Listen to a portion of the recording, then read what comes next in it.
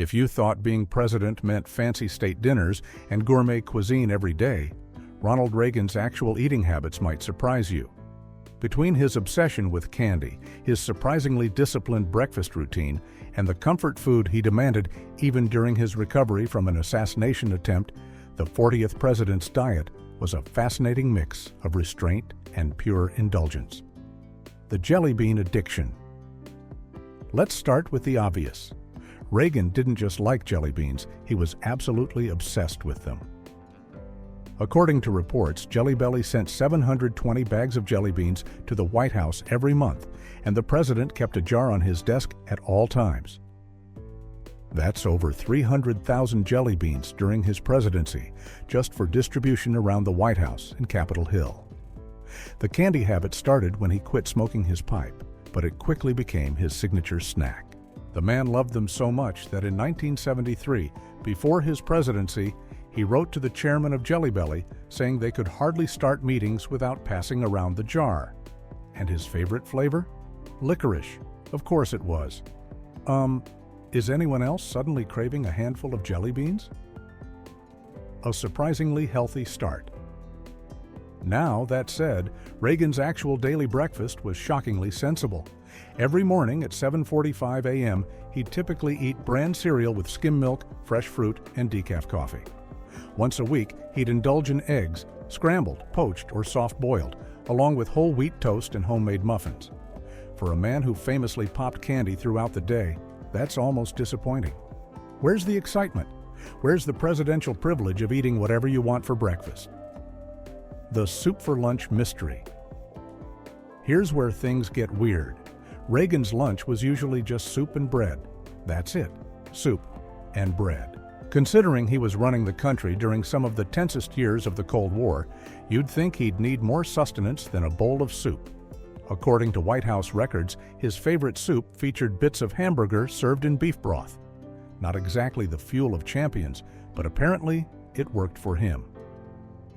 One TikTok creator who tried eating like Reagan for a day described it as unexpectedly terrible, calling out the low-protein, high-sugar soup for lunch routine. They questioned how anyone could run a country on such a diet without taking naps all day. Fair point. Comfort food for dinner. Now we get to the good stuff.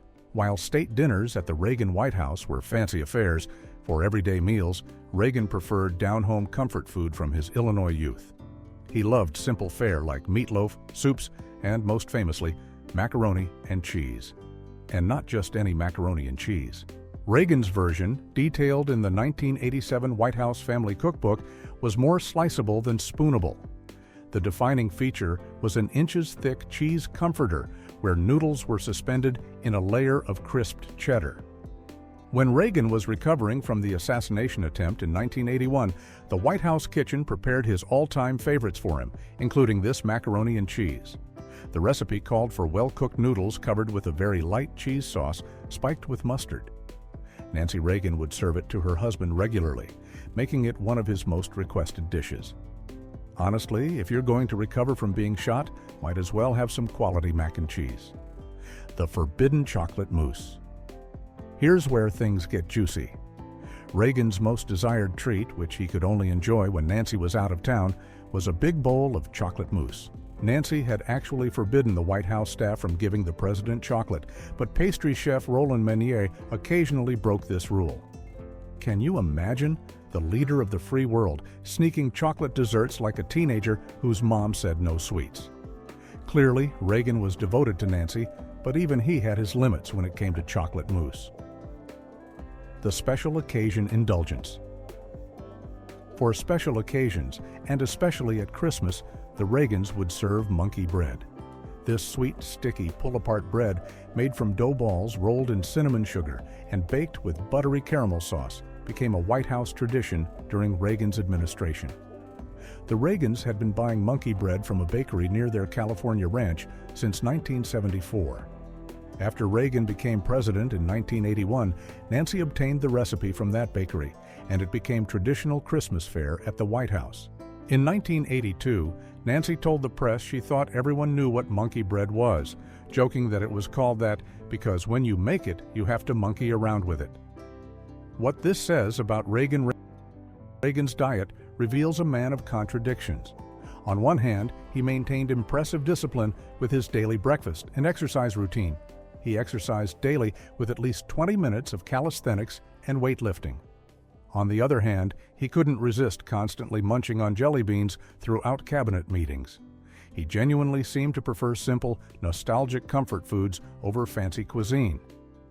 While other presidents have been known for their sophisticated palates or exotic tastes, Reagan stuck with the foods of his Midwestern childhood: macaroni and cheese, meatloaf, soup, foods that made him feel at home.